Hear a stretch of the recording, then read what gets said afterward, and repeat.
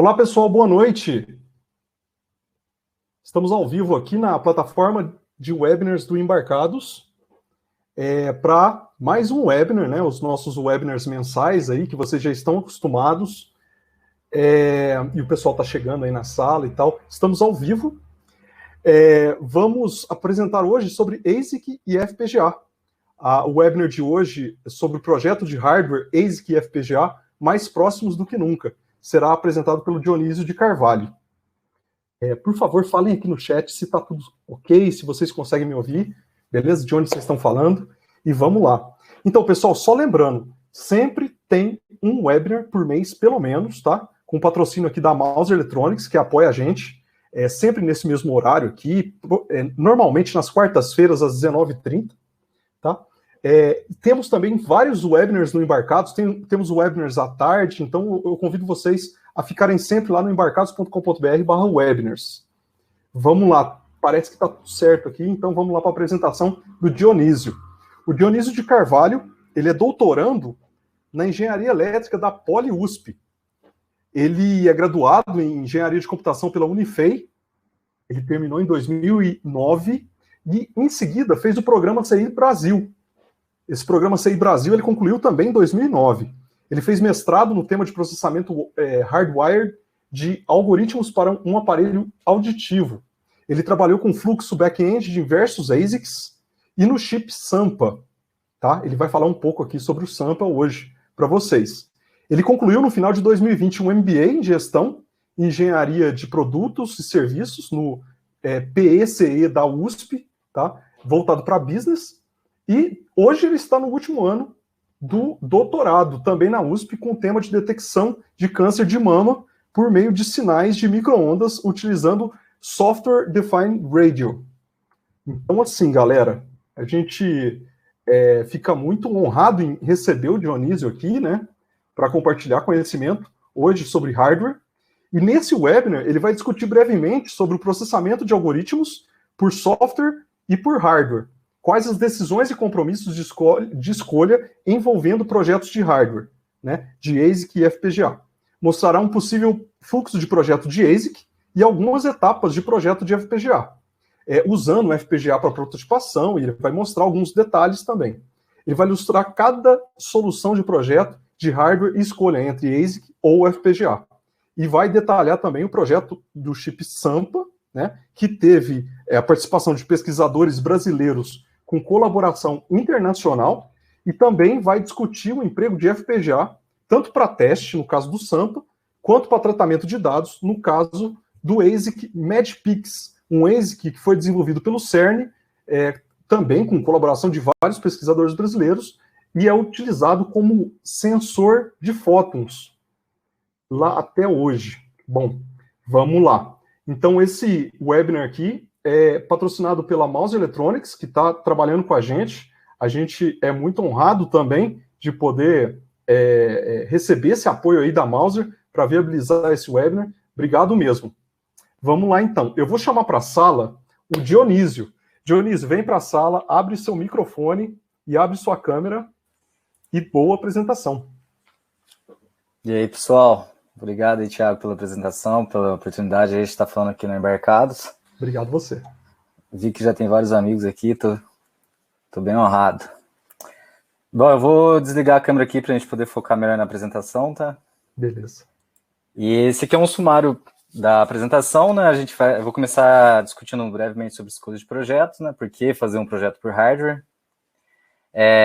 Mostrar a cadeia produtiva e etapas de produtos eletrônicos, ou um celular, por exemplo.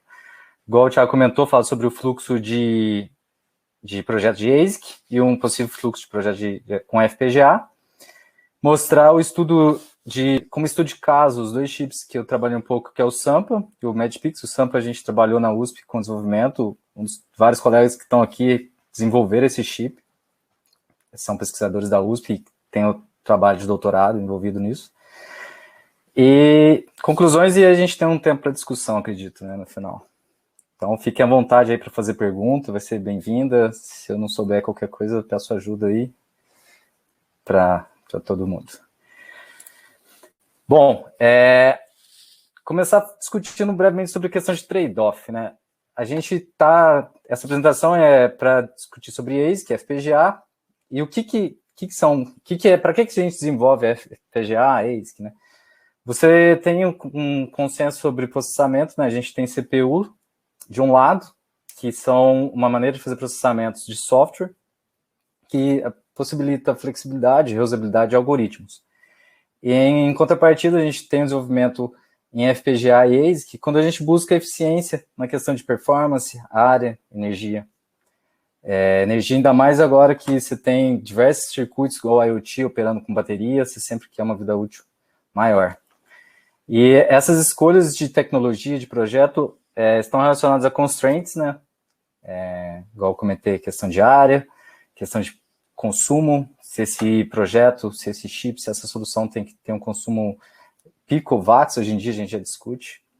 E o que a gente sabe é que o processamento por software, ele é flexível, igual eu estou mostrando aqui, uma vez que você vai fazer uma compilação para uma arquitetura, e o por hardware ele é mais rápido, vamos dizer assim, né, de forma simplória. Uma vez que ele é direto, você vai fazer a descrição de um hardware que vai ser sintetizado. Aqui. Então, como comentei, a programação, você pode escolher uma linguagem de alto nível, um C, C++, até mesmo Java. Você vai fazer um desenvolvimento em front-end, que, por exemplo, vamos supor, processamento de algoritmo de filtros digitais, para um aparelho auditivo, rodando num DSP, você pode ter todo o desenvolvimento dele num código de alto nível, fazer a compilação dele, o assembler, toda a cadeia de toolchain, e ter um executável que vai estar rodando numa arquitetura de um processador bem dedicado. Em contrapartida, né, de outro lado, a gente tem a descrição de hardware, que para isso, duas linguagens muito fortes, né, que é o Verilog e VHDL. Hoje em dia já se discute muito sobre o System Verilog, uma substituição ao Verilog, uma versão mais moderna do Verilog. Temos também a questão de síntese de alto nível, a tentativa de fazer com que uma programação em C, por exemplo, você consiga gerar um hardware a partir disso. O que é gerar um hardware? Aqui a gente tem, eu pus uma figurinha bem simples, deixa eu mexer aqui, de um conceito do Hardware Transfer Level, um RTL. Quando a gente desenvolve um código, aqui, só fazendo um parênteses, é onde a gente muda drasticamente o paradigma de programação entre um software e um hardware, tá? Você tem o desenvolvimento de RTL, que é aquela parte combinacional, que você está sendo comandado por um clock, você vai ter um flip-flop, qualquer coisa aqui de registrador, que vai estar operando essa lógica. Então, aqui é onde que muda o paradigma. A gente começa a ter o conceito de tempo, né? Você tem que ter o tempo dessa lógica ser executada aqui, dela estar pronta para ser recebida por um flip-flop, que é a questão de hold time. E você tem o tempo de setup, e o tempo de saída também do flip-flop, que é o tempo de hold. E tudo isso de forma síncrona, comandado pelo relógio. E quando a gente faz a descrição em hardware, você tem que estar sempre com esse conceito em mente, de tempos, de processamento. E falando de síntese de alto nível e programação de alto nível, e a gente também tem uma contrapartida do modelo de RTL de programação, que é o Transaction Level Modeling, um TLM. Normalmente é desenvolvido em System C, que você, em vez de fazer uma programação já pensando no hardware em RTL, você faz um desenvolvimento de um sistema mais alto nível, pensando em questão de transaction, né, de transferência de pacote, por exemplo. Isso aqui é muito usado para SOCs, né, para desenvolvimento de System on Chip, e ajuda na parte de co-design. Bom, esse aqui eu queria mostrar as questões de cadeia produtiva. Deixa eu só fechar isso aqui.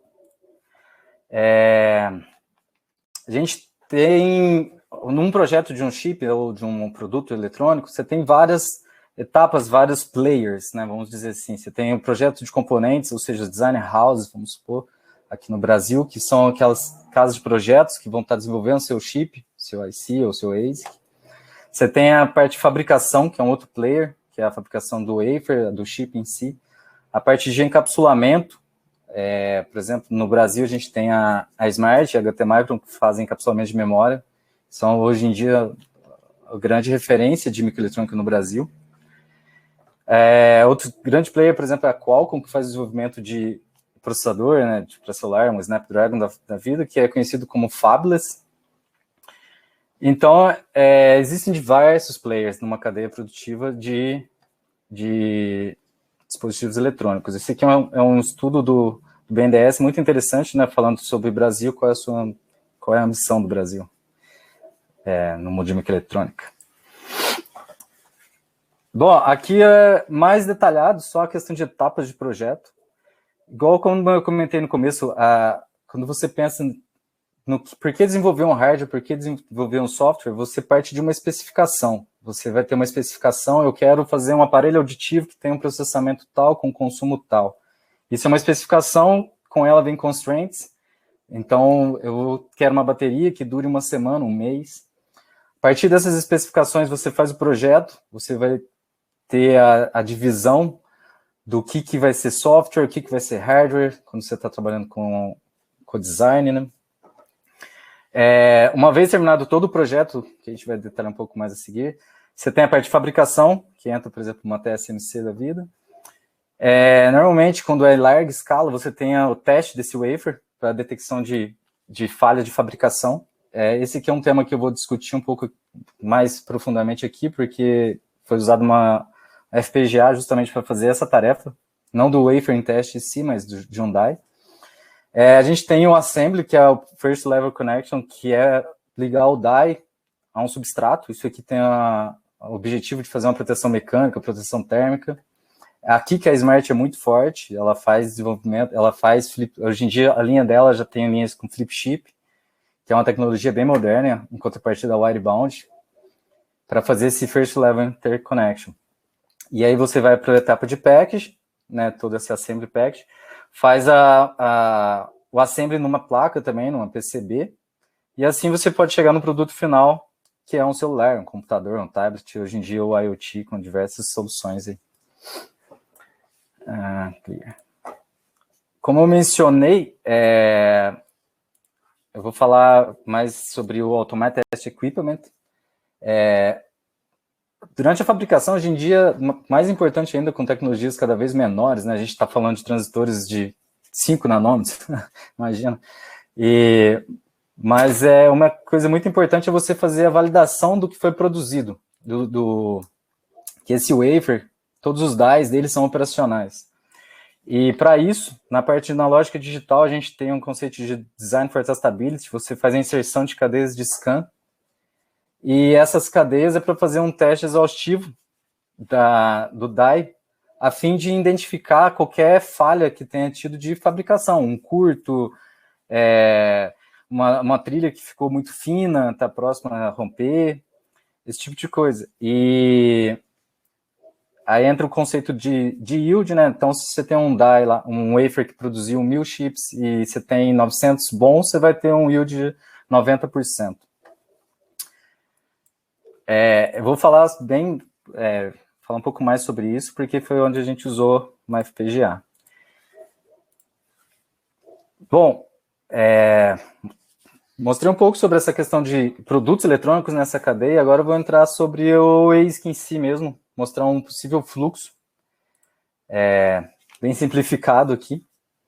A gente tem que o desenvolvimento de ASIC tem grandes empresas, né, a Cadence, a Mentor, a Synopsys, que tem ferramentas que auxiliam no desenvolvimento de chip. Auxiliam até uma maneira humilde de falar que sem elas é impossível fazer hoje em dia, né? Com as dimensões e complexidades que tem nos circuitos. E, novamente, né, como todos os projetos, a gente parte de uma especificação com uma coleta de requirements ou constraints. Aqui entra novamente a solução, o que vai ser usado. Aqui, né, a gente já definiu que vai ser um ASIC por algumas razões, como consumo, como área, como desempenho. E você tem no front-end, quando a gente fala de ASIC, a gente está falando mais no desenvolvimento do código Verilog, ou VHDL, é um HDL, né, um Hardware Description Language. Então, você tem o desenvolvimento do RTL, aquele código que você está pensando no hardware já dele, né, nas máquinas de estado, nas combinações lógicas sendo transferidas para um flip-flop. Tem o desenvolvimento de test bench, isso é uma área que cada vez mais está importante, e gastando tempo e custo de um projeto. E dado a validação daquele código que você fez, ele está atendendo bem, você fez um test bench e mostrou que está operacional aquele código, a gente vem para a etapa de back-end, que é onde você, usando uma Foundry, ou melhor dizendo, um PDK, um Personal Design Kit de uma Foundry, pode ser uma TSMC, uma IBM, uma Intel, você vai fazer a passagem desse código, que está em HDL, para o arquivo de tecnologia daquela Foundry, daquele PDK. Então, você começa com uma síntese, que gera um netlist. O netlist é uma descrição de instâncias mesmo. Você vai ter que aquele código, se você fez um somador em Verilog, esse somador vai estar lá como uma célula de edge instanciada com os pininhos entrando e saindo. Após essa etapa de geração desse código de netlist, você vai ter o equivalent check, que é mostrar ou comprovar que toda aquela lógica que você descreveu em Verilog ou VHDL, ela foi sintetizada, né? Se tudo que você escreveu, se você faz um for com um go-to, é impossível isso ser sintetizado. Então, você está pensando errado e isso vai dar um erro, e aqui é onde tenta identificar essa falha, que esse código seu não é identificado.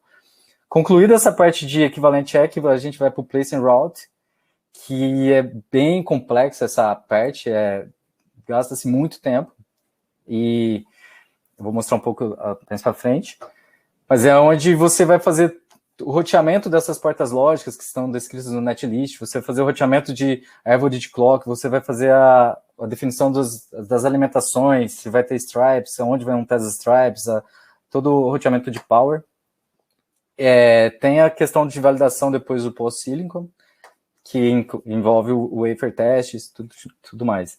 Esse aqui é um possível fluxo para um chip, para a parte digital, né, de um chip, ou se for um chip inteiramente digital, teria um fluxo completo.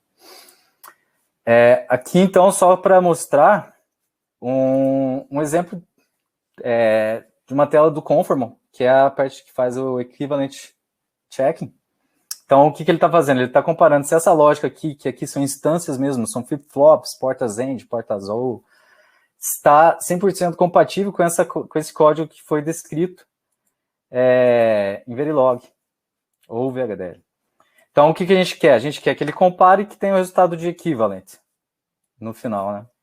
Então, aqui ele está comparando, falando que não tem unmapped point, e essa lógica é 100% equivalente. Isso aqui foi o nosso projeto do Sampa, que a gente sempre quis ter esse equivalente e era a nossa meta, e teve sucesso nisso. Tá.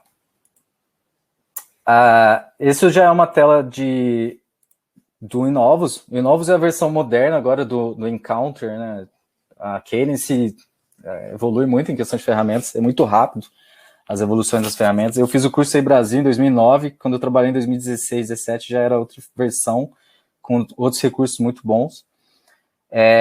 Uma coisa que eu aprendi muito com um colega da USP e que me ajudou muito é o uso de scripts com as ferramentas da Cadence. Então, o fluxo de back-end do Encounter, ele é muito auxiliado com o uso de scripts para fazer posicionamento de memória, script para fazer análise de power. A gente trabalhou muito na parte de place and route e otimização usando scripts. O chip que a gente trabalhou, ele tinha diversas frequências de operações, ele funcionava desde 80 MHz até 320 MHz, e a gente conseguiu fazer com que o back-end considerasse todas as formas de processamento, todas as formas de operação desse chip através desses scripts. Aqui é só um exemplo de uma tela do Innovus, né? A gente aqui mostra a questão de partition, for plan. Então, no for plan é a etapa que você vai fazer o posicionamento de memórias. Se você está tendo um ADC como entrada e você quer que todos os dados do ADC já vá direto para a memória, você vai posicionar as memórias do lado esquerdo, né? O power, questão das alimentações, o place. E aqui é só um exemplo de um placement mal feito, né? Você tem uma área aqui muito maior do que o número de células que está sendo usado aqui. Então, não seria um bom forplan ou um bom back-end. Bom, esse foi só um breve sobre o fluxo digital.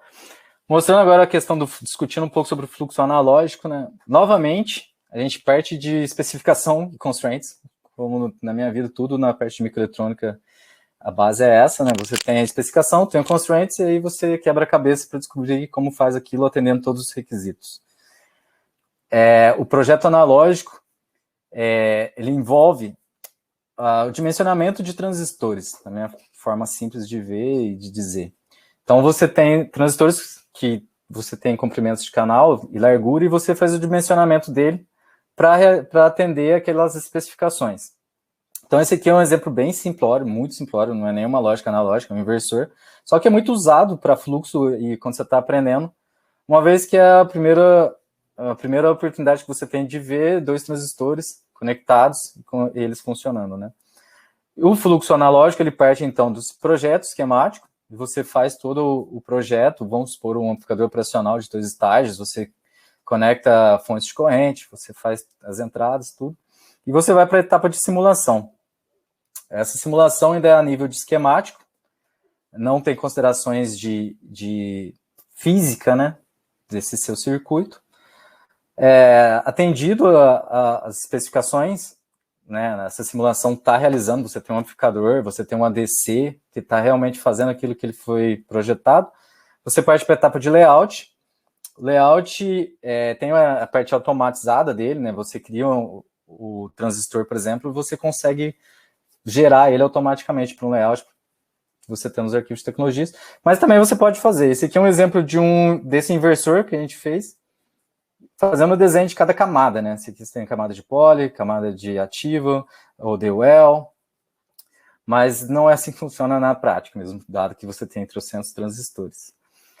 Mas você parte para o layout, e findado o layout, você vai para o DRC, que é igual o equivalente check que a gente viu na parte digital, você tem a parte DRC entre o analógico. Se aquele esquemático e o layout estão compatíveis. Se você não esqueceu nenhum pino, esse pino de VDD, que é esse pino aqui, ele tem que estar colocado, tem que estar com o nome tem que ser igual. Essa entrada IN aqui tem que ser A, no caso aqui. E você vai fazer essa equivalência. Dado que foi equivalente, que o circuito é compatível, eles estão idênticos operacionalmente, você faz a extração do circuito. Agora sim você vai ter as considerações de capacitância, e, dependendo do modelo, resistência, indutância, do seu circuito, desse seu esquemático. E depois do DRC, desculpa, falei uma bobeirinha. O DRC, ele é só uma verificação das regras de projetos do layout em si, tá? Se você tem o tamanho mínimo DOL, se está tudo certo, e nas questões de dimensões aqui, se você fez tudo conforme a regra do Design Kit. Aí você faz a extração, depois você faz o LVS. O LVS é essa comparação que existe entre o esquemático e o layout. Desculpa. E, findado esse LVS, ele passando é compatível, você faz a extração e você vai fazer as simulações pós-layout, que é conhecido. Então, essas mesmas simulações, às vezes você pode usar até o mesmo test bench, que também tem essa etapa, mesmo pensamento da parte digital, que você tem que desenvolver test bench, que vai verificar sua lógica, você tem também para o analógico. Isso aqui já é um projeto só ilustrativo, né? De um comparador, de um ADC, de uma arquitetura SER. Então, aqui você tem o layout, e aqui a gente tem o esquemático, certo? E aí o projetista, o engenheiro responsável pelo desenvolvimento desse ADC, trabalhou nisso aqui, fazendo os dimensionamentos dos transistores,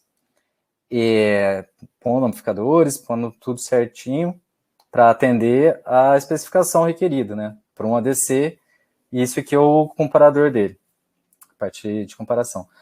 Vale mencionar que existe uma tendência muito grande de você usar ferramentas para auxiliar nesse desenvolvimento esquemáticos, tá? Hoje em dia tem uma migração muito grande para usar ferramentas que auxiliam os projetistas analógicos. E jogar o máximo possível também para o mundo digital. Hoje em dia a gente tem conceito digital RF, então é só uma mudança um pouco também de pensamento e de projetos. Eu pus um exemplo aqui bem legal de um ADC, desse mesmo ADC aí que eu mostrei, já com a simulação, aqui a saída, com considerações sobre capacitâncias e tal. Então a gente vê que não é um sinalzinho lindo, né? A gente já começa a ver aqui alguns spikezinhos, algum comportamento que seria o comportamento real mesmo, operacional. Bom, isso foi a parte de demonstração de fluxo de ASIC, de analógico digital, breve. Eu vou mencionar agora 2 chips que eu tive muito contato, principalmente com o sample que a gente desenvolveu aí na USP, que foi para o experimento do Alice, né, a Large Ion Collider Experiment. O sample chip é um front-end para experimentos do TPC, do Mount Chamber, do MCH, no Alice do CERN, projetado para ser um readout de cargas provenientes de colisões de partículas.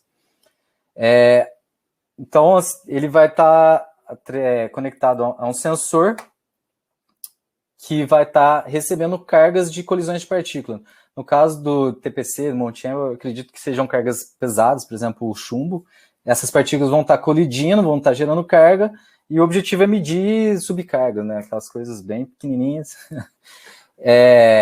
O sample ele é composto por 32 ADCs e 32 cadeias de front-end. A gente pode pensar assim, que é o CSA, o Charge Sensitive Amplifier, um shaper, que vai estar conectado ao ADC, esse ADC é de 12 bits, e ele vai estar jogando os dados para o DSP, que vai estar fazendo a compressão de dados e a transmissão por fibra ótica para o CERN em si. Vale ressaltar que esse DSP aqui, ele foi projetado, foi desenvolvido por colaborador, né? Ele é totalmente hardwired, ele não é programado, entre aspas, todo o processamento dele já é feito por hardwired, a fim de se tornar ele como se fosse tolerante à radiação, tá? Ele tem sistema de voto, né, que ele fala, que é para fazer a checagem de lógica para se tornar resistente à radiação, dado que vai estar num ambiente que vai estar realmente recebendo radiação, né? Então, o sample ele vai ser usado nessas câmaras, né, do TPC e do Mount Chamber, e a estimativa é que seja conectado como 50 mil chips, certo? E o consumo de potência, nesse caso, foi o grande justificativo para se desenvolver um ASIC. Imagina, você está com 50 mil chips consumindo entre 260 e 400 miliwatts, que foi o consumo que a gente conseguiu. Se você aumentar 10 watts, miliwatts aqui, ou se você chegar num consumo de 1 watt, né, é absurdo pensar em questão da corrente e tudo. Então, o grande constraint de consumo de potência e área, no caso do sample, ele tem uma área de 85 milímetros quadrados, é a grande justificativa para estar se usando um ASIC nesse cenário aqui, tá? Outro chip que foi desenvolvido pelo CERN, esse a USP não teve o desenvolvimento, mas é o CERN em si. Mas também é a mesma história de um readout. Ele, no caso, ele é uma solução híbrida, ele tem um sensor de raio-x, de radiação, que consegue ler desde raio-x até fótons. Esse é o conceito de um chip híbrido, né?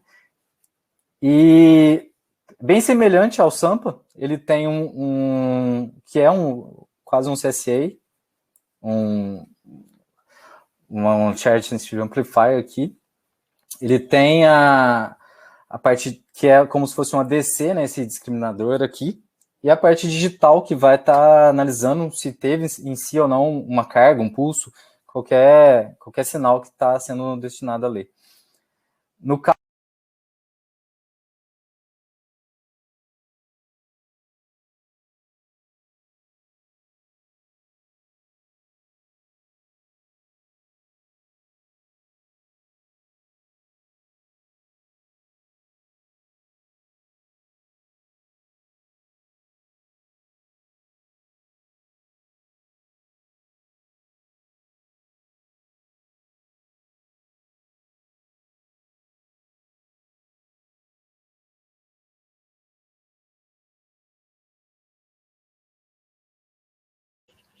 Alô? Pessoal, a gente perdeu o Dionísio. Vamos esperar um pouco. Dionísio, você está me ouvindo? Só um instante, vamos... Eu tô. Opa, voltou. O seu áudio sumiu. Sumiu. Voltamos então. Que horas que sumiu? Eu acho que eu fui tirar Foi o pincel e... Exato. Foi assim, no slide 21. Começa o slide 21 e retoma a apresentação. É isso aí, obrigado. Vamos lá. Desculpa aí, pessoal. Sem problemas. Então, o que eu quis dizer aqui é o chip Magpix, ele foi feito pelo CERN, tá? A gente não teve colaboração, a USP não teve uma colaboração nesse chip. Ele tem diversas versões, mas ele tem uma arquitetura, se a gente prestar atenção, bem semelhante ao Samba. Ele tem o que seria um CSA, né, um Circuit Sensitive Amplifier, com um ganho controlado aqui. O ADC, no caso, esse discriminador aqui. E a parte digital que vai estar recebendo esse sinal e vai estar lendo, né, o sinal que foi recebido aqui. Se é o caso do Magpix, ele é para ler radiação, né, desde raio-x até fótons, então ele vai estar vendo se houve ou não essa incidência de alguma partícula ou de algum fóton, que pode ser uma partícula. Mas um chip do Magpix, ele tem 256 por 256 pixels, ou seja, são 65.536 circuitos, como esse daqui, toda essa linha aqui. Então, é uma solução bem hardwired mesmo também, não tem que ter muita reconfiguração e tal. E a grande motivação aqui, a justificativa para usar o Waze, que é a questão de área, né? A gente pode ver que cada pixel desse tem uma área de 55 por 55 micrômetros, que é impossível a gente atender isso com uma FPGA. A parte analógica e a parte digital toda junta, né? Então, esse aqui é o exemplo de um layout analógico e digital do chip, do Magpix. Aqui seria a parte analógica, com um sensor conectado nessa área, e aqui seria esse quadrado, a parte... Obrigado, Thiago. A parte digital da lógica, tá? Aqui a gente vê 4 pixels, né, com uma área de 110 por 110, ou seja, cada pixel aqui tem 55 por 55 micrômetros. Uma coisa que vale comentar é que esse sensor aqui, ele é projetado de uma maneira que todas as conexões dele estão de um lado só. O chip do Magpix, a distribuição de pinos dele é feita para que você possa colocar lado a lado mais de um chip.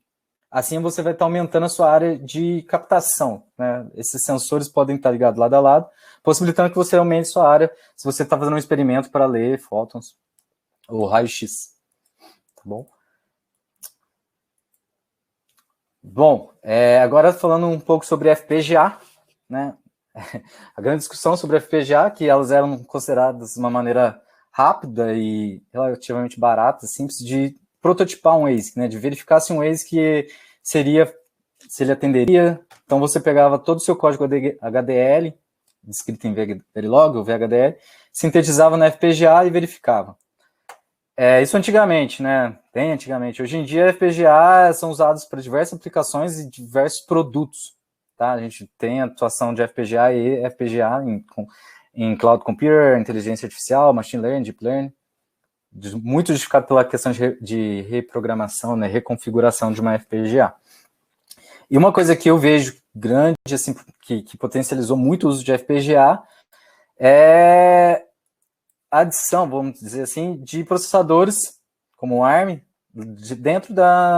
você pode ter dentro do mesmo package lá, você pode ter seu bloco de FPGA aqui e um chip de um processador, um HPS, igual a gente vai ver aqui para frente, ou um Zinc das Arnix.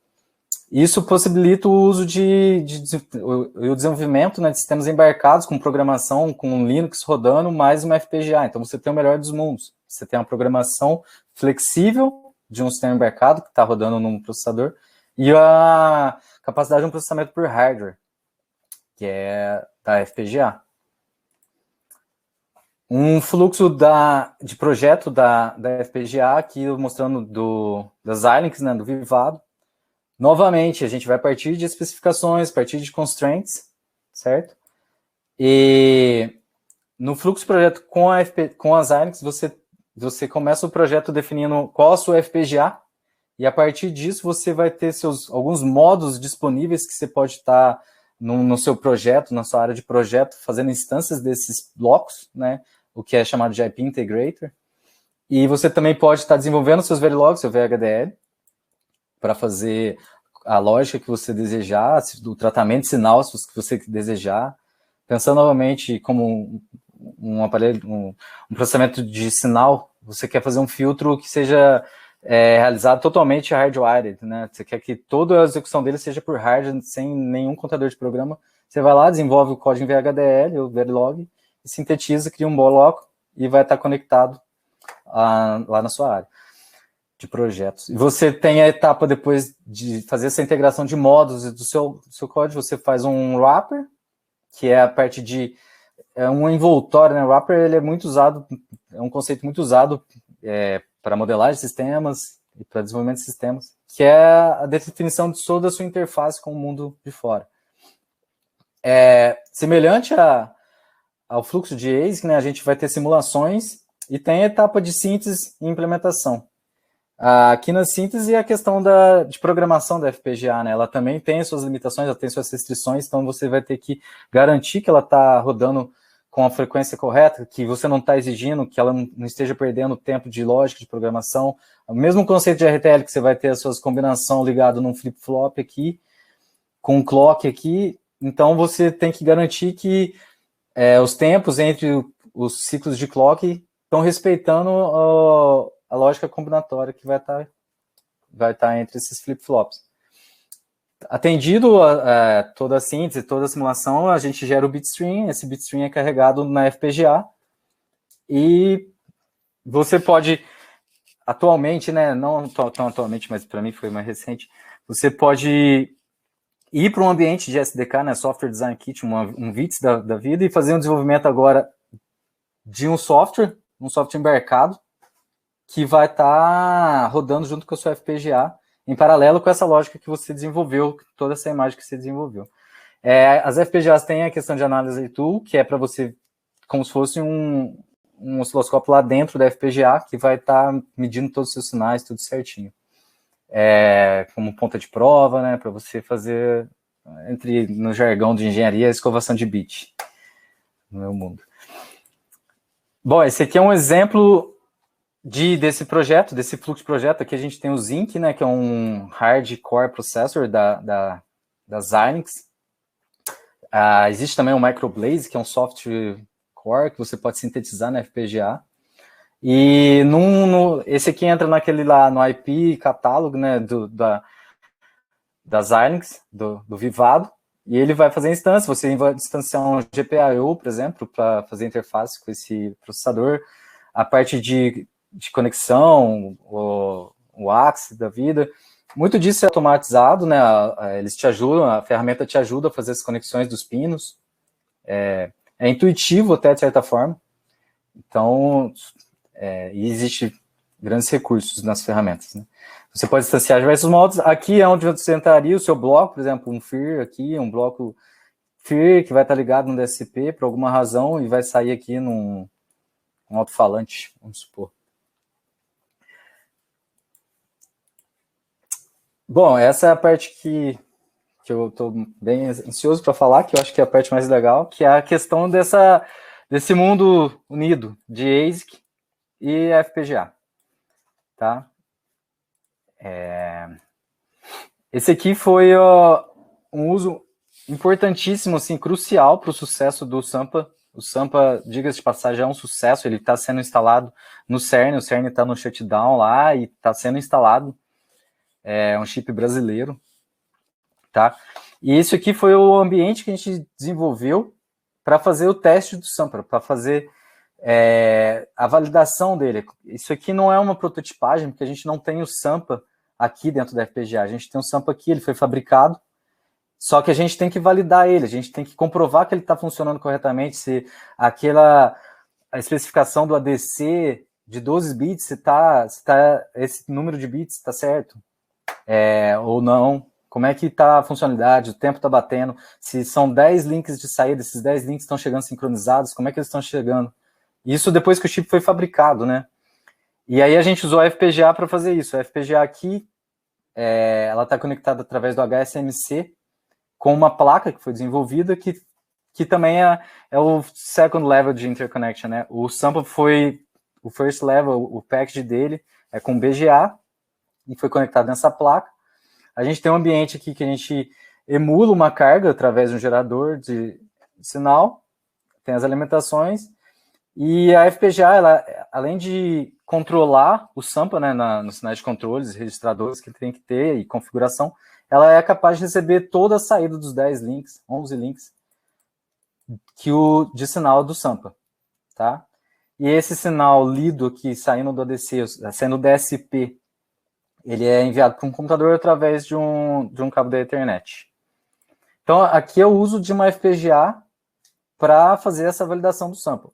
A gente, como eu mostrei, a necessidade do sample se dá crucialmente pela questão de consumo, e aqui a gente usou uma FPGA só porque por razões meio óbvias até. É um produto de prateleira, a gente comprou e desenvolveu, ele tem um HPS rodando, que possibilitou toda a flexibilidade, tem a parte de comunicação do HSMC, e foi a melhor solução que a gente pôde ter para fazer essa validação do sample. Aqui é um exemplo do Quartz, né? Essa plaquinha da Altera, a gente usou o Quartz.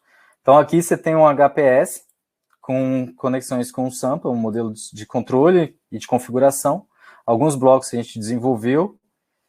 Isso aqui está rodando dentro da FPGA. Tem um Linaro rodando também, que recebe os comandos e envia esses dados. Tá? Então, foi um projeto de FPGA para fazer testes do ASIC. Um outro que foi muito legal, foi assim, uma oportunidade muito interessante de usar uma FPGA, foi o desenvolvimento de que é uma ATE, né, um Automatic Test Equipment. Quando a gente pensa em ATE, muitas pessoas vão ver em mente uma Teradyne da vida, que vai fazer a inserção dos bits, né, na cadeia de scan. Lembra que eu falei sobre o DFT?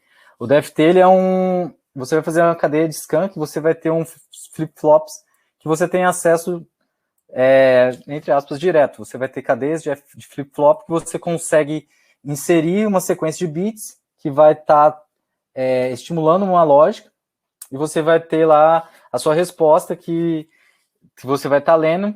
Então você insere, por exemplo, o sample, a nossa cadeia de scan tem 24.256 flip-flops, então a gente inseria vetores de scan de 24.256 bits e lia a resposta. Tá? Foi feito tudo na FPGA. A FPGA ela é responsável por ler de um SD card o arquivo que tem essa informação dos bits, né, da cadeia de scan, e inserir esses bits no sample e ler a resposta. E informar para a gente se dá tudo certo. Se a comparação foi um sucesso, você leu lá 24.256 bits, num comando desse aqui, de 600, né, que era o comando que a gente definiu, e ele põe que o total de boas comparações foi 121 mil e não teve nenhum miscompare, ou seja, esse chip, ele foi fabricado corretamente, ele não tem curto, ele não tem... Basicamente, o que a gente mediu nesse teste é stuck at, né, falhas de estar preso em 0, preso em 1. Stuck at 0, stuck at 1. Isso aqui está rodando no mesmo Linaro, e a gente fazia os comandos pela UART, e foi um sucesso, diga-se de passagem também. Aqui a gente tem o sample, aqui a gente põe o selinho, ok, esse aqui falhou, então a gente conseguiu segregar os chips que tiveram falhas de fabricação, a gente identificou vários. O yield, no nosso caso, nunca é 100% um yield, então a cada 100 chips você vai ter alguma falha e você tem que ser capaz de identificá-lo, né? Esse projeto, para a gente, na USP, possibilitou uma economia de dinheiro, a gente não teve que pagar, a gente não pagou o wafer map, então, diferente, por exemplo, a Smart, que faz um empacotamento lá, faz o First Level Interconnection das memórias, ele tem um wafer map, que é a pick and place, lá, a maquininha que vai estar pegando o wafer, o die, ele sabe qual die tá bom e qual die tá ruim, porque lá na Foundry teve um wafer map. A gente não fez isso, a gente optou por desenvolver o ATE, e foi um sucesso, foi usado, inclusive, na Europa para fazer o teste de todos os chips, de uma forma mais automatizada. Mas usando todo as FPGAs, mais de uma, né? E todo o sistema que a gente desenvolveu. A gente publicou um artigo sobre isso, foi bem interessante. Agradeço aí todo mundo que ajudou nele. Verdade. Bom, falando agora sobre o Magpix e FPGA, né? Como comentei, o Magpix ele é um chip que é um readout, ele é capaz de ler tanto radiação raio-x quanto um fóton, né? No espectro aí, você tem desde raio-x até fóton. Isso aqui é o uso da FPGA nesse sistema que chama Speeder. E no caso da Xilinx, aqui ele usou o Xilinx, tem um FMC, né, o FPGA Mezzanine Card, fazendo essa conexão com o chip para tratar os dados. Então, ele pode gerar até, no caso do PIRD, ele trata até 20 gigasamples por segundo. E a FPGA ela é capaz de tratar todos esses dados, tá? Eu não estudei como é que foi implementado, né? Se está rodando algum sistema operacional, mas é a aplicação de uma FPGA para estar lá lendo todos aqueles dados gerados dos 256 vezes 256, né? 65 mil sensores, vamos supor assim, que estão lendo os bits ou fótons. E esse aqui é a utilização de FPGA novamente da Xilinx. Agora de um produto, vou chamar de produto, que é o Mobpix. Ele é desenvolvido em Campinas por uma empresa em colaboração com outras pessoas. É usado no LNLS, do CNPEM, nas linhas de luz. O Mobpix ele vai estar lá instalado para estar lendo radiação, fótons também. Então, no caso do Mobpix, ele é capaz de ler em torno de 6, um pouco mais de 6 gigasamples por segundo de fluxo de dados. Então, novamente, aqui a FPGA está atuando como um produto. Tá? Ela não é para prototipagem nem para validação do chip, do Magpix. É para estar lá lendo os dados de saída. Como eu comentei, você pode ter mais de um Magpix, né? Você pode ter, por exemplo, tanto é que o CNPEM usa outros projetos com 64 Magpix. Então você pode estar pondo do lado vários Magpix para fazer uma área cada vez maior, para estar lendo cada vez mais dados, né? Cada vez experimentos mais detalhados. E faz sentido você ter uma FPGA, claro, porque você tem que ter uma reconfiguração. Você está com 4 Magpix, é um programa, é um throughput. Se você põe 64, é outro. E você precisa de programação, você precisa de velocidade. Então, aqui mostra o quão flexível é a FPGA e quão poderosa ela é para fazer o processamento. Né? Então, a ideia de você ter FPGA é extremamente justificada. O Mobpix ele ainda tem até placas de vídeo também, tá? E que está sendo comandadas e está sendo configuradas pela FPGA. Bom, conclusões, né? As escolhas de desempenho, consumo, área, custo direcionam o projeto e sua implementação. Eu vejo isso no meu mundo de hardware, todas as escolhas de se é área, se é consumo, se é potência. Hoje eu li um artigo interessante falando que na mesma tecnologia, os ASICs são 3,2 vezes mais rápidos que a FPGA, questão de frequência máxima de clock. Então, todas essas escolhas justificam, todas essas escolhas guiam, né, e direcionam o seu projeto. O projeto de hardware envolve várias etapas, né, igual eu mostrei, o fluxo, toda a cadeia, várias pessoas, diferente nível de pessoas de simulação, pessoas de back-end, pessoas de desenvolvimento, validação, testes, cada vez mais importante. Muita tecnologia, a gente tem hoje em dia transistores, estão lutando para ter 3 nanômetros, um transistor, e desde outras tecnologias com 90 micrômetros. Muitas ferramentas. né? Você tem vários players. E eis que a FPGA pode fazer parte do mesmo produto, e está cada vez mais tendendo a ter essa colaboração, FPGA e FPGA está cada vez mais atuante, cada vez mais com fluxo semelhante a um fluxo de ASIC, na minha opinião, com considerações de projeto e tudo mais. E é isso. Thiago. É isso aí. Obrigado, Dionísio. Obrigado pela apresentação. Eu vou abrir minha câmera aqui também. Pode vir para a sala aqui. Aí, é isso aí. Obrigado pela apresentação. A gente teve várias perguntas aqui no chat, tá? Eu vou repassar algumas perguntas aqui para você. Obrigado mesmo pela sua disponibilidade. Vim aqui compartilhar esse conhecimento, que é um conhecimento tão raro aqui no Brasil, né? Poucas pessoas desenvolvem chip e trabalham diretamente com hardware, né? Codificação com hardware. Tem uma pergunta, ô Dionísio, que é uma pergunta bem fácil para você. Como chama o seu artigo que você publicou, que você citou, que é o artigo do Sampa, se eu não me engano? A gente publicou quando eu digo eu, mas é o grupo, né, nosso da USP, muito interessante, que só um segundo, Thiago. Ele foi publicado num journal, tá?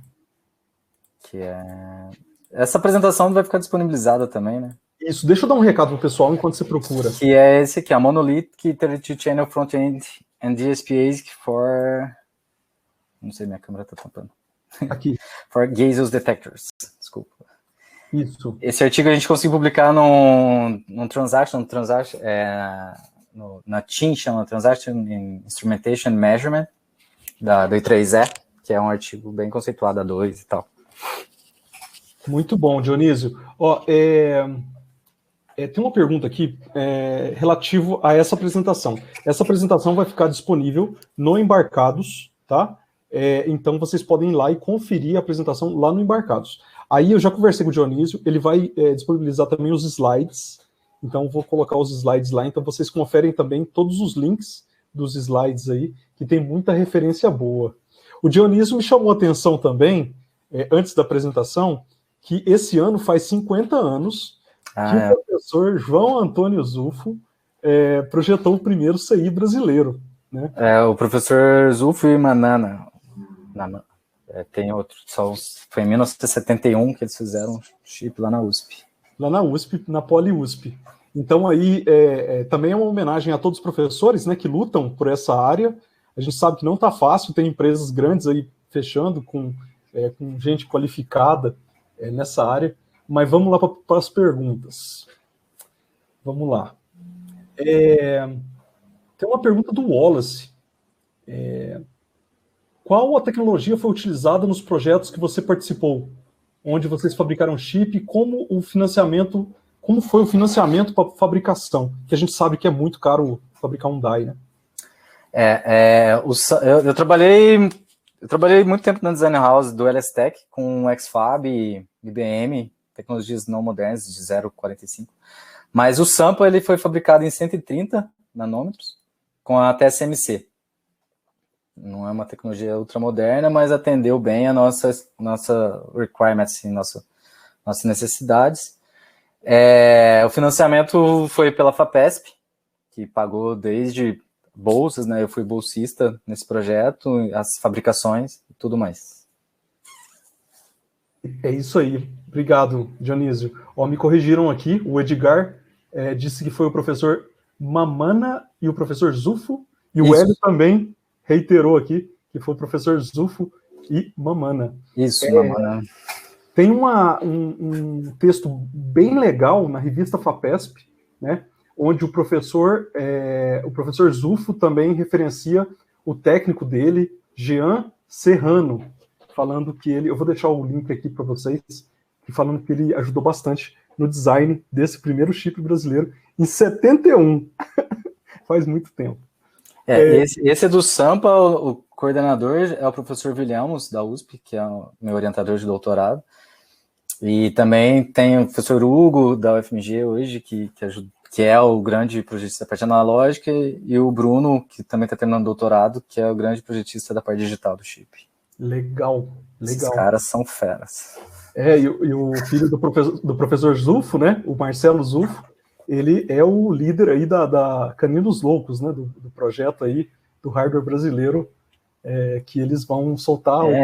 E mais importante, eu acho, se não medida de importância, mas ele também trabalhou no Inspire, né? Que ficou bem agora, ajudou muito o pessoal em Manaus. Foi um respirador pulmonar artificial, assim, de baixo custo, que eles fizeram lá na USP.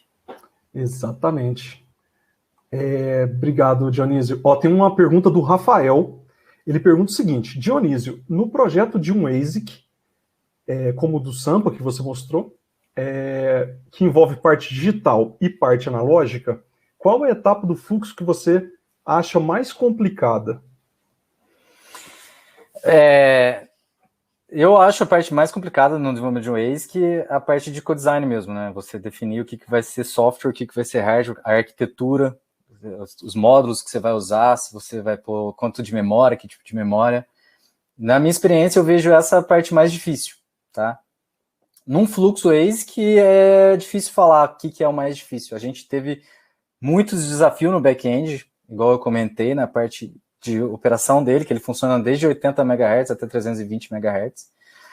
Todo o fluxo back-end é bem complicado, você tem nuances bem pequenas, desde mexer, a gente mexeu até em arquivo da Foundry para mexer distância, regra de projeto, mas eu acho a parte mais difícil num projeto de ASIC é a parte de definição mesmo, co-design, né?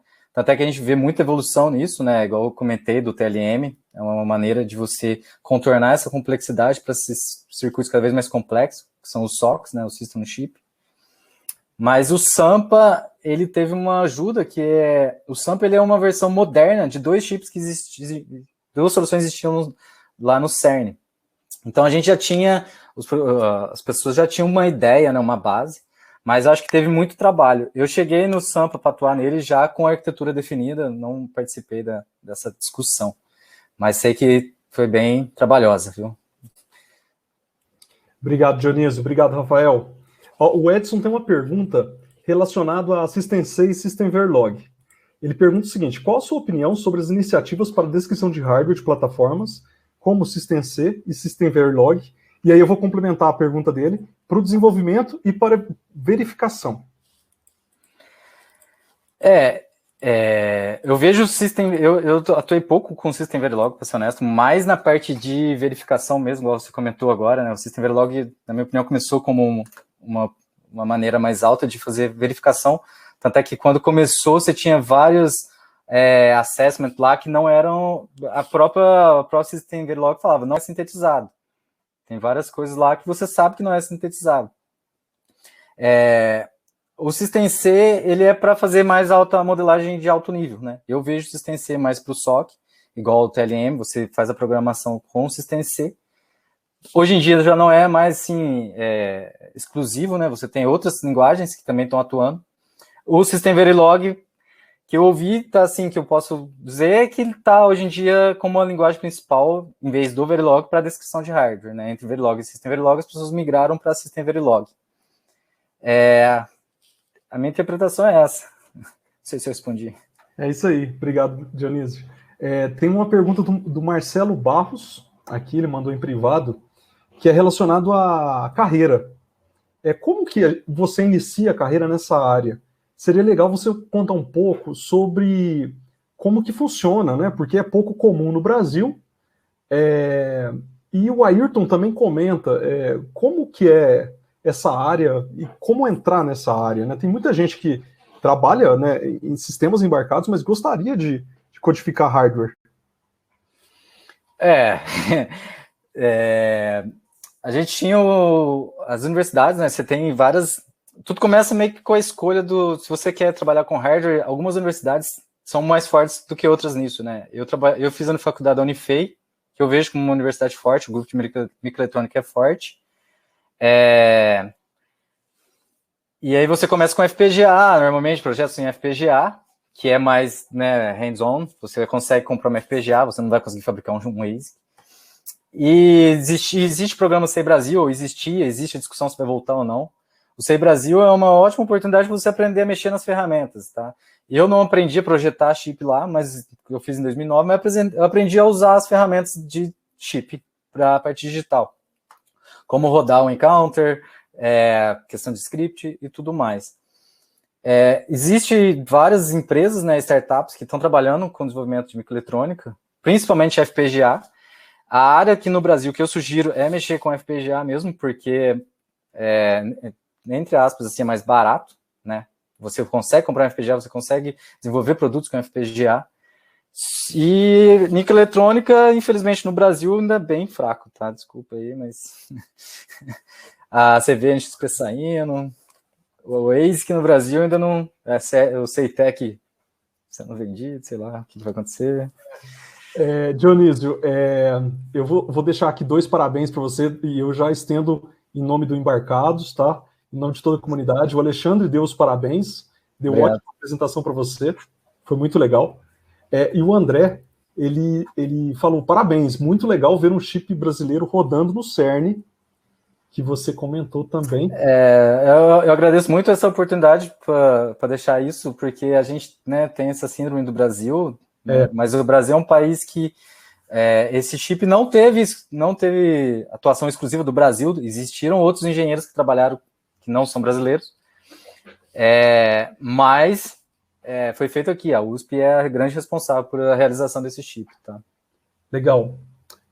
Tem uma outra pergunta aqui, deixa eu ver se eu acho aqui, sobre a fabricação. Muita gente tem dúvida em como que funciona essa produção de chip, né? Porque é diferente de fabricação de placas. Sim. É muito caro, se você precisa fazer muito chip, quando você vai mandar fazer um chip, você tem que compartilhar a pastilha de silício com alguma outra empresa. Como é que funciona isso, Dionísio? Legal a pergunta, Thiago, obrigado. É diferente de placa em certo sentido, né? A fabricação de um ASIC é dada por um arquivo chamado GDS, né? Que você envia para uma foundry, tá? Caro, eu acho caro, é caro. Você tem que pagar um NRE, que chama, não lembro o que é a sigla, mas é NRE, que é um dinheiro que você paga, que não tem retorno.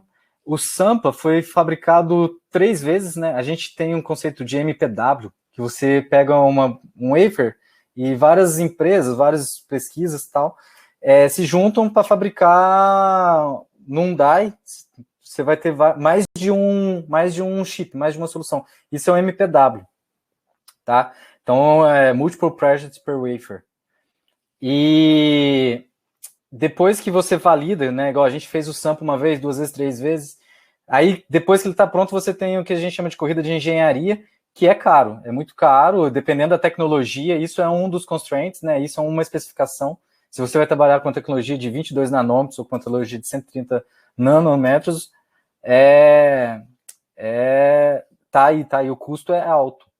Mas o fluxo é esse, você faz todo o seu projeto analógico, digital. Obrigado aí, pessoal que está falando, non-recurring engineering, é isso aí. Obrigado, César. E você vai enviar um arquivo para a Foundry. E a TSMC, por exemplo, que é o que a gente usa, vai dar o tempo dela. Hoje em dia, como tem uma demanda imensa, né, de produção, daqui 5 meses a gente devolve. E aí você entra a parte de encapsulamento. Normalmente a gente recebe um chip encapsulado, né? Um BGA. É isso aí, sim. Dionísio, deixa eu deixar um recado aqui pro pessoal. O Fábio mandou uma mensagem aqui, ó. Fica o convite para a equipe, né, publicar artigos no Embarcados. Não precisa ser artigo científico, pode ser artigo informativo, né? Então repassa aí o recado do Fábio pro pessoal para poder compartilhar conhecimento em FPGA e em ASIC, porque assim, muitos desses detalhes muita gente não sabe e fica com dúvida. E eu acho que se a gente conseguir compartilhar esse conhecimento de base, chama mais a atenção das pessoas e as pessoas querem vir também para a área. Uhum. Tá bom? Vamos lá. Eu vi uma pergunta aqui do Hugo, que eu achei interessante. A pergunta do Hugo. Ele perguntou, você teria como comentar o que muda na concepção de um projeto amigável para testagem? Isso é algo muito, muito importante. A gente tem até o conceito de DFM, que é o Design for Manufacturing, E eu não sei o que muda na questão de concepção, né? A gente tem que pensar no teste, né? O Sampa teve esses 5 pinos lá, são 5 pinos, ocupando uma área, tem um custo para fazer essa inserção de cadeia de scan para testar o chip.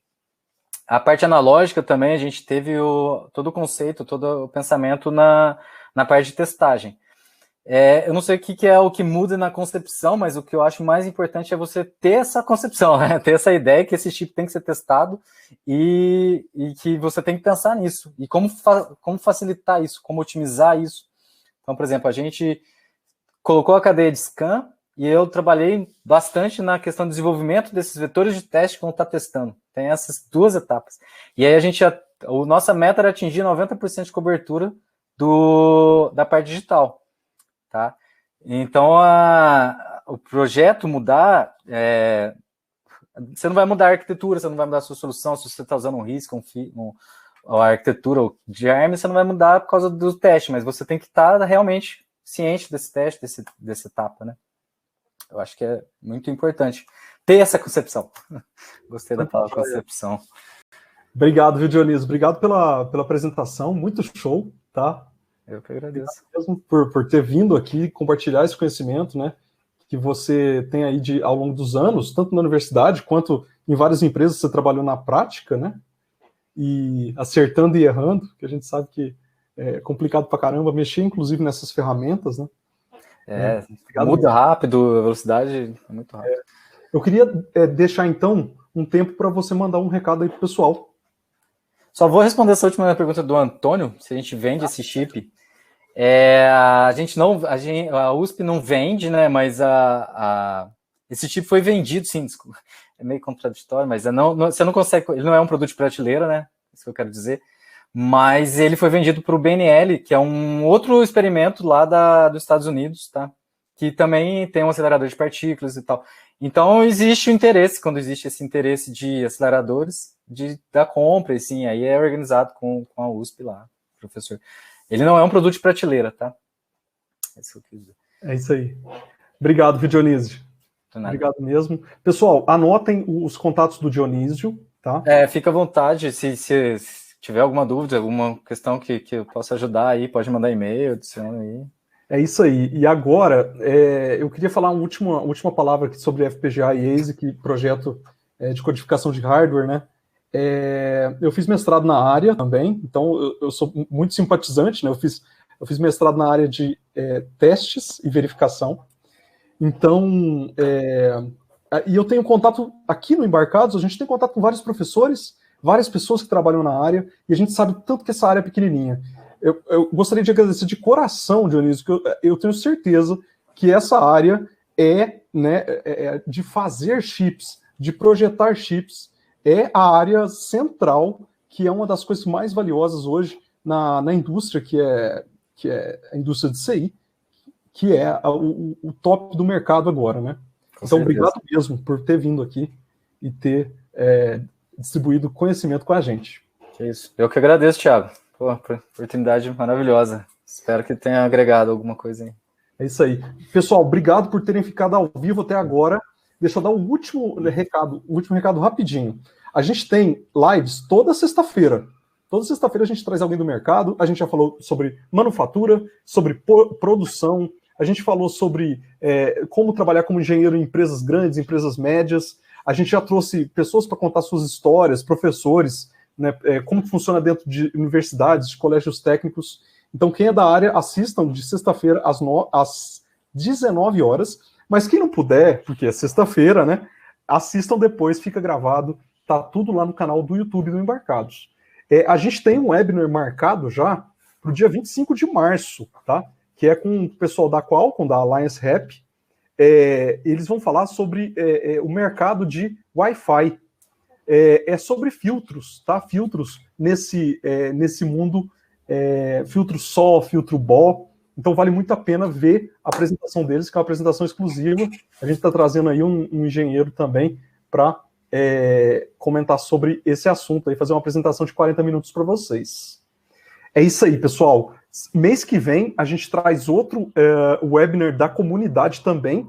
Quem perdeu Esse webinar vai ficar gravado. Vocês podem acessar lá o embarcados.com.br/webinars, que vai ficar disponível lá. Conversei com o Dionísio, a gente vai deixar, então, a apresentação lá para vocês baixarem, tá bom? Vocês podem rever os webinars, estão todos lá. A gente fica muito feliz em poder trazer pessoas como o Dionísio para poder compartilhar conhecimento, né? Agora aí, 50 anos de chip do Brasil, né? Muito massa poder participar disso. E é isso aí, pessoal. Deixa eu ver se eu esqueci de alguma coisa. Eu acho que não. É isso aí. Então, fiquem ligados no Embarcados. A gente tem muito conteúdo no Embarcados, tá? Todo mês tem webinar com patrocínio da Mouser, da comunidade. Eu espero vocês, então, mês que vem, com outro webinar da comunidade e também outros webinars que a gente faz aqui no Embarcados e as lives de sexta-feira. Beleza? Muito conteúdo escrito e em vídeo. E outra coisa, se vocês quiserem apresentar um webinar, se vocês quiserem apresentar um vídeo ou compartilhar um texto no Embarcados com mais de 4 parágrafos, né? Para vocês terem uma ideia, tá?